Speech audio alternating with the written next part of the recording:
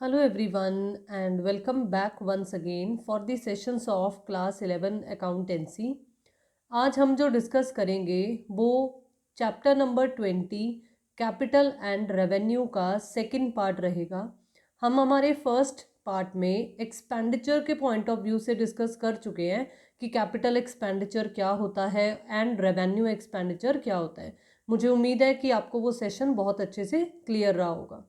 चलिए आज के हमारे इस सेशन में हम देखते हैं कि कैपिटल रिसीट और रेवेन्यू रिसीट्स क्या होती हैं। बहुत ही छोटा सा और बहुत ही सिंपल सा ये कंसेप्ट है हमारा आज का। देखिए, कैपिटल रिसीट्स और रेवेन्यू रिसीट्स, जैसा कि मैंने लास्ट सेशन में भी आपको बताया था कि ये जो रिसीट्स हैं इनका मतलब है कि something which we are receiving, एक इनकम की फॉर्म में, या हम बहुत ही सिंपल शब्दों में बोले तो पैसा जब हमारे बिजनेस में आ रहा हो तो हम उसे रिसीट्स की कैटेगरी में कवर अप करते होते हैं। लेकिन अब कैपिटल रिसीट्स कौन सी होती हैं और रेवेन्यू रिसीट्स कौन सी होती हैं? देखो, जब हमने एक्सपेंडिचर का कंसेप्ट समझा था तब हमने ये देखा था कि भाई कैपिटल एक्सपेंडिचर वो था जिसमें जो टाइम पीरियड है वो मोर देन 1 ईयर वाला था, जिसमें हमें बेनिफिट आगे आने वाले कई सालों तक मिल रहा था। लेकिन जो विद इन 1 ईयर ही जिसका बेनिफिट हमें डिराइव हो रहा था उसको हमने रेवेन्यू के कैटेगरी में कवर अप किया था। तो इसमें भी ऐसा कुछ कंसेप्ट ही है कि कुछ रिसीट्स, मतलब कुछ तो हमारे पास ऐसे ट्रांजैक्शंस होंगी जिनमें है कि हमें वो पैसा जो मिल रहा है एक तो बहुत बड़ी अमाउंट का है, प्लस वो हमें एक ऐसी सोर्स से मिल रहा है जिस सोर्स से या तो हमारी लाइबिलिटी जो है, हमारी उत्तरदायित्व जो है वो इंक्रीज हो रहा है। दैट मीन्स, जैसे अगर मैं एग्जांपल लूँ कि हमने लोन लिया है बैंक से। अब बैंक से अगर हम लोन लें, बहुत बड़ी अमाउंट में लें, तो ऑब्वियसली है कि वो लॉन्ग टर्म लोन की कैटेगरी में कवर अप होगा। अब लॉन्ग टर्म लोन की कैटेगरी में अगर कवर होगा तो दैट मीन्स वो मोर देन 1 ईयर वाली कैटेगरी में आ रहा है। तो कैपिटल रिसीट्स जो हैं, अगर हम टाइम पीरियड के अकॉर्डिंगली समझें तो कैपिटल रिसीट्स जो हैं वो मोर देन 1 ईयर वाली कैटेगरी वाली रिसीट्स आएंगी। लेकिन जो रेवेन्यू नेचर की रिसीट्स होंगी वो हमारी विद इन 1 ईयर वाली, या हम ये कहेंगे कि इसमें ऐसी ट्रांजैक्शंस से पैसा आएगा जो ट्रांजैक्शंस हमारे नॉर्मल बिजनेस कोर्स से रिलेटेड होंगी, जो नॉर्मल बिजनेस ट्रांजैक्शंस से रिलेटेड होंगी। मान लो मेरा कोई रेडीमेड गारमेंट का शोरूम है। अगर वो रेडीमेड गारमेंट में मैं गारमेंट्स मंगवा रही हूँ जो कि आगे फर्दर रीसेल होंगे, जिससे मुझे इनकम जनरेट होगी, तो वो मटेरियल मंगवाना, वो रेडीमेड गारमेंट्स मंगवाना या फिर उन्हें सेल कर कर, क्योंकि जब मंगवा रही हूँ तो वो मेरा रेवेन्यू नेचर का एक्सपेंडिचर है। लेकिन जब मैं उन्हें सेल कर रही हूँ और मुझे इनकम मिल रही है तो मैं उसे कवर करूँगी रेवेन्यू रिसीट्स की कैटेगरी में। अब अपने उसी शोरूम में मैंने फर्नीचर भी ऑब्वियसली है कि सेटअप किया है। वो फर्नीचर अगर मैं चेंज करना चाहती हूँ, मैं पुराने वाला फर्नीचर सेल कर रही हूँ, तो वो जो सेल ऑफ फर्नीचर है जो कि मेरा नॉर्मल एसेट नहीं है, या एसेट था लेकिन मैं उसे, मतलब मेरा नॉर्मल बिजनेस कोर्स से रिलेटेड वो नहीं आ रहा है, वो मेरी कभी कभार होने वाली सेल की कैटेगरी में आ रहा है, तो मैं उसे कवर करूँगी कैपिटल रिसीट्स की कैटेगरी में। दैट मीन्स जो नॉर्मल बिजनेस कोर्स से रिलेटेड है वो आएगा रेवेन्यू रिसीट्स की कैटेगरी में। लेकिन जो नॉर्मल बिजनेस ट्रांजैक्शंस या बिजनेस की ऑपरेटिंग एक्टिविटीज़ से रिलेटेड नहीं है, हम उसे कैपिटल रिसीट्स की कैटेगरी में कवर अप करेंगे। जो सेल ऑफ फिक्स्ड एसेट्स है उससे आ रहा पैसा कैपिटल रिसीट्स की कैटेगरी में कवर अप किया जाएगा, क्योंकि हम रोज़ रोज़ थोड़ी ना अपने फिक्स्ड एसेट्स को सेल करेंगे। हम रोज़ रोज़ नॉर्मली तो जो हमारा नॉर्मल बिजनेस है हम उसके यूनिट्स, गुड्स ये सेल कर कर फिर पैसा जनरेट करेंगे, तो वो हमारा रेवेन्यू रिसीट की कैटेगरी में कवर अप किया जाएगा। चलिए अब जल्दी से देख लेते हैं कि हमें और क्या बताते हैं। It is also necessary to make a proper distinction between capital receipts and revenue receipts. तो जैसे कैपिटल एक्सपेंडिचर में डिफरेंस पता होना ज़रूरी है, बिल्कुल इसी तरीके से रिसीट्स के केस में भी पता होना ज़रूरी है। क्यों? because the revenue receipts are shown on the credit side of trading and profit and loss account। फिर से देखो, ये जिक्र आया है trading and profit and loss account का, जिसे फिर से मैं याद दिलवा दूं कि हम नेक्स्ट चैप्टर में स्टडी करेंगे, लेकिन हमें हल्का थोड़ा बहुत इसके बारे में पता है क्योंकि हम हमारे अर्लियर सेशंस में ये नाम सुन चुके हैं, इसके बारे में थोड़ा बहुत समझ भी चुके हैं। तो ये जो trading and profit and loss account होता है, इसकी ना क्रेडिट साइड पर रेवेन्यू रिसीट्स आती हैं। क्रेडिट पर ही क्यों आती हैं? क्योंकि नॉमिनल अकाउंट का रूल कहता है credit all incomes and gains, और मैंने बोला था ना कि ये जो रिसीट्स हैं इसका मतलब हम इनकम से लेंगे। तो ये जो रेवेन्यू नेचर की होती हैं ना, वो नॉर्मल बिजनेस कोड से रिलेटेड वाली होती हैं, इसलिए इन पर नॉमिनल अकाउंट का रूल लगता होता है, और ये इसीलिए ट्रेडिंग और प्रॉफिट एंड लॉस अकाउंट की क्रेडिट साइड पर कवर अप की जाती होती है। लेकिन अगर हम बात करें कैपिटल रिसीट्स की, तो देखो कैपिटल रिसीट्स, जैसे हमने एक्सपेंडिचर कहा था कि भाई बैलेंस शीट में आता है, बिल्कुल उसी तरीके से ये है कि ये जो कैपिटल रिसीट्स हैं ये बैलेंस शीट में शो की जाती हैं। अब ये दो तरीके से शो की जा सकती हैं। ये एज इंक्रीज इन लाइबिलिटीज़ भी शो की जा सकती हैं। जैसे मैं लोन की एग्जांपल दूं, तो अगर मैंने बैंक से लोन लिया है तो ऑब्वियसली है कि मुझे एक पर्टिकुलर टाइम पीरियड के बाद या एक इंस्टॉलमेंट्स की फॉर्म में वो पैसा रीपे भी करना पड़ेगा, मेरे ऊपर ऑब्लिगेशन होगा पेमेंट करने का, तो इसलिए मेरी लाइबिलिटी इंक्रीज हो जाएगी। लेकिन अगर हम एक दूसरा इफेक्ट देखें कैपिटल रिसीट्स का, तो वो क्या है? वो है reduction in the value of assets, जो मैंने आपको एग्जांपल ऑलरेडी दी थी कि अगर मेरे शोरूम का फर्नीचर अगर मैं सेल कर रही हूँ, वो फर्नीचर मेरी एसेट था ना, फिक्स्ड एसेट था ना, तो एसेट को बेचने पर मैं जो पैसा रिसीव करूँगी वो कैपिटल रिसीट्स की कैटेगरी में आएगा। अब उसकी वजह से हो क्या रहा है, मेरी एसेट जो है वो रिड्यूस हो रही है ना, मेरे बिजनेस में से वो जा रही है, बाहर जा रही है, तो इसलिए reduction in the value of assets को भी हम कैपिटल रिसीट्स की कैटेगरी में कवर अप करेंगे। क्योंकि अगर हम इसे दूसरे नज़रिए से समझें तो इसका मतलब है सेल ऑफ एसेट्स।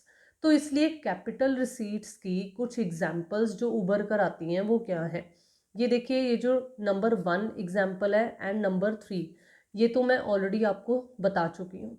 तो ये है amount receive from the sale of fixed assets और इन्वेस्टमेंट्स, क्योंकि एक फर्म, एक कंपनी और भी बहुत सारी दूसरी इन्वेस्टमेंट एवेन्यूज़ में इन्वेस्टमेंट करती होती है, जैसे किसी और कंपनी के शेयर्स खरीद लिए, डिबेंचर्स खरीद लिए, या फिर फिक्स्ड डिपॉजिट्स में इन्वेस्टमेंट कर दी। इस तरीके से इन्वेस्टमेंट्स जो होती हैं वो अगर हम सेल कर देते हैं या अगर ड्यू डेट्स पर उनकी अमाउंट हमें रियलाइज़ हो जाती है, तो इसलिए उसको भी हम कैपिटल रिसीट की कैटेगरी में कवर अप करेंगे।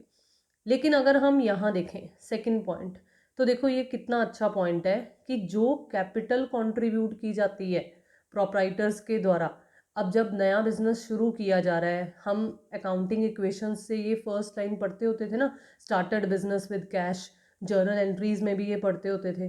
तो वो क्या है? वो कैपिटल कंट्रीब्यूशन है ना, बार बार थोड़ी ना बंदा इन्वेस्टमेंट करता होता है, एक बार शुरुआत में पैसा लगाता है अपने बिजनेस में, फिर तो ये कहते हैं ना कि जैसे जैसे बिजनेस में कमाई होती जाएगी बिजनेस अपने आप फ्लरिश करता जाएगा। तो इसलिए कैपिटल कंट्रीब्यूशन जो होगी प्रोप्राइटर्स के द्वारा, अगर एक पार्टनरशिप फर्म है तो उसके केस में पार्टनर्स के द्वारा, या फिर अगर कंपनी के पॉइंट ऑफ व्यू से जो आप क्लास 12 में कंपनी अकाउंट्स पढ़ोगे उसके अकॉर्डिंगली पैसा जो कि बाय इशू ऑफ शेयर्स या डिबेंचर्स रेज किया जाता है, ये सब कैपिटल कंट्रीब्यूशंस अलग अलग बिजनेस एंटिटीज़ के पॉइंट ऑफ व्यू से अगर हम समझें तो ये भी क्या कहलाई जाती हैं? Capital receipts. अब बात करें रेवेन्यू रिसीट्स की, तो देखो रेवेन्यू रिसीट्स क्या होती हैं? It refers to those receipts which arise in the normal course of business. तो वही जो नॉर्मल बिजनेस की एक्टिविटीज़ के द्वारा अरेंज की जा रही हैं या पैसा जो कमाया जा रहा है, हम उन्हें रेवेन्यू रिसीट्स कहेंगे। They are recurring in nature. Recurring का मतलब क्या होता है? देखो, एक वर्ड होता है रेकरिंग और एक वर्ड होता है नॉन रेकरिंग। रेकरिंग का मतलब है जो रेगुलर बेसिस पर हो रही है। जैसे अगर फिर से वही, रेडीमेड गारमेंट्स का शोरूम है तो मेरा रेगुलर काम क्या है, गारमेंट्स सेल करना। बार बार रोज रात दिन, मतलब जितने टाइम पर भी शोरूम ओपन रहता है उस टाइम के दौरान क्या रहेगा हमारा मेन फोकस, कि भाई ज़्यादा से ज़्यादा कपड़े सेल हों। तो इसलिए वो ट्रांजैक्शन हमारी होगी रिपीटेटिव नेचर की, रेकरिंग नेचर की। तो हम रेवेन्यू रिसीट्स जो होती हैं वो हमारी रेकरिंग इन नेचर होती हैं। लेकिन जो कैपिटल रिसीट्स होती हैं, हम रोज़ रोज़ फिक्स्ड एसेट्स नहीं सेल करेंगे, हम रोज़ रोज़ बैंक से लोन्स नहीं लेंगे। तो इसलिए ये जो कैपिटल रिसीट्स थी वो आ जाती हैं नॉन रेकरिंग नेचर वाले में, लेकिन जो रेवेन्यू रिसीट्स हैं वो आ जाती हैं रेकरिंग। अब इसकी कुछ एग्जांपल्स अगर देखें तो क्या है, money obtain from sale of goods, goods को सेल कर कर जो पैसा रियलाइज हो रहा है, कमीशन जो हमें मिल रही है, या कोई भी फीस, कोई भी रेंट, इस तरीके की जो भी रिसिप्ट्स हैं, मतलब रिसीव होना चाहिए वर्ड साथ में लिखा हुआ। तो बिल्कुल इसी तरीके से देखो, interest and dividend received on investments, किसी भी तरह की अगर हमने कोई इन्वेस्टमेंट की है तो उस पर मिलने वाला हमें इंटरेस्ट, या फिर शेयर्स के केस में डिविडेंड मिलता होता है, डिविडेंड वर्ड यूज़ किया जाता होता है, लाभांश। तो ये सब हमारी क्या कहलाई जाती हैं, रेवेन्यू नेचर की रिसीट्स कहलाई जाएंगी। तो मुझे उम्मीद है कि ये जो एक्सप्लेनेशन था ये आपको समझ में आया। चलिए अब देखते हैं कैपिटल रिसीट और रेवेन्यू रिसीट का डिफरेंस, ताकि ये कंसेप्ट हमें और भी अच्छे तरीके से क्लियर हो जाए। So here are some points related to the difference between capital and revenue receipts. देखिए, अगर हम सबसे पहले वेरी फर्स्ट बेसिस देखें तो वो मीनिंग के आधार पर ही है। कैपिटल रिसीट्स के बारे में अगर हम देखें तो वो है such receipts lead to an increase in liabilities और a decrease in the value of assets. तो ये जो रिसीट्स हैं, जैसे मैं फिर से वही एग्जांपल दूं, लोन है तो वो हमारी लाइबिलिटी बढ़ा रहा है, और अगर हम कोई फिक्स्ड एसेट सेल कर रहे हैं तो वो हमारी value of that particular fixed asset को रिड्यूस कर रहा है, डिक्रीज कर रहा है, इसलिए ये कैपिटल रिसीट्स की मीनिंग हो गया। लेकिन अगर हम रेवेन्यू रिसीट के पॉइंट ऑफ व्यू से ये डिफरेंस बनाना चाहें, क्योंकि देखो बेसिकली एग्जाम्स में क्या होता है, स्टूडेंट्स को होता है कि भाई लेंथ इंक्रीज हो हमारे आंसर की, तो देखो जो दूसरा डिफरेंस है वो इसी के नेगेटिव पॉइंट से बन जाएगा कि such receipts do not lead to any increase in any liability और रिडक्शन इन एनी एसेट। तो इसमें ऐसा कुछ नहीं होता है। अब अगर हम प्रेजेंटेशन की बात करें तो ये पॉइंट भी हमने अभी अभी समझा है कि these are shown in balance sheet but these are shown on the credit side of trading and profit and loss account. यहाँ मैं और ज़्यादा क्लैरिफाई कर कर अगर कहूँ तो मैं कहूँगी कि बैलेंस शीट में भी हम इसे लाइबिलिटीज़ साइड पर भी इसका इफेक्ट शो कर सकते हैं, और अगर एसेट्स साइड पर इफेक्ट आए तो वहाँ पर भी शो किया जा सकता है। तो इसीलिए अकेला यहाँ पर यही बताया गया है कि बैलेंस शीट पे इसको प्रेजेंट किया जाता है। नेक्स्ट अगर हम बात करें तो वो है नेचर, जो कि अभी अभी हमने समझा था कि these receipts are non recurring in nature. कौन सी? Capital receipts. लेकिन अगर हम रेवेन्यू रिसीट्स की बात करें so these receipts are recurring in nature. यहाँ और ज़्यादा क्लैरिफिकेशन अगर दें तो ये है कि they do not arise due to normal course of business, but जो रिवेन्यू रिसीट्स होती हैं वो due to normal course of business ही अराइज होती हैं। नेक्स्ट अगर हम अब टर्म के बेसिस पर बात करें तो देखो, टर्म के बेसिस पर क्या उभर कर आता है कि जो कैपिटल रिसीट्स हैं वो तो लॉन्ग टर्म इन नेचर वाली हैं, लेकिन जो रेवेन्यू रिसीट्स हैं वो शॉर्ट टर्म नेचर वाली हैं। अगर हम पर्पस की बात करें, ये पॉइंट देखो हमें थ्योरेटिकली नहीं देखने को मिला था, लेकिन हम डिफरेंस ये इस पॉइंट का भी बना सकते हैं कि क्या मेन उद्देश्य है। कैपिटल रिसीट्स का मेन उद्देश्य होता है कैपिटल एक्सपेंडिचर को मीट आउट करना। जैसे अगर मैंने प्लांट मशीनरी सेटअप करवाना है तो मैं बैंक से लोन ले रही हूँ, तो ये क्या है, ये मेरे कैपिटल एक्सपेंडिचर को कवर अप करने के लिए मैं capital receipts by way of loans arrange कर रही हूँ ना। तो इसलिए जो ये कैपिटल रिसीट्स होती हैं इनका मेन पर्पस होता है कैपिटल एक्सपेंडिचर की भरपाई करना, और जो रेवेन्यू रिसीट्स होती हैं उनका मेन पर्पस होता है रेवेन्यू नेचर के एक्सपेंडिचर को मीट आउट करना। कुछ एग्जांपल्स जो हम ऑलरेडी डिस्कस कर चुके हैं वो है sale of fixed assets, raising loans, capital contributions. These are some of the examples of capital receipts.